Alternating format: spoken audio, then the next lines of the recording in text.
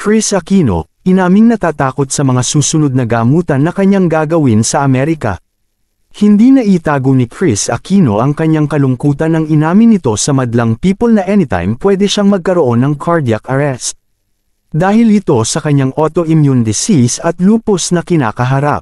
Ayon kay Kris Aquino, sobrang sakit na marinig sa mga doktor na posibleng hanggang 6 months na lang ang tagal niya sa mundo kapag hindi naging matagumpay ang bagong cycle sa kanyang gamutan.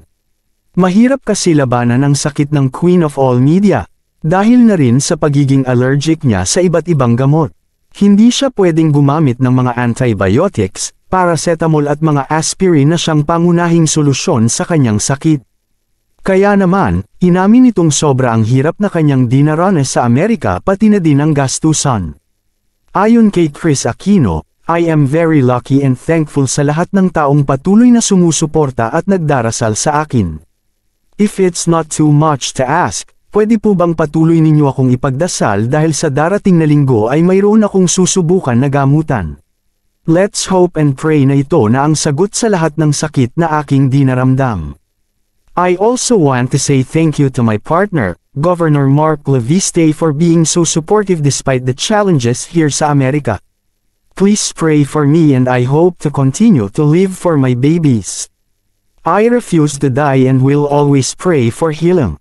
Ito ang madamdaming pahayag ni Kris Aquino para sa kanyang mga tagahanga, na patuloy na nananalangin sa kanya.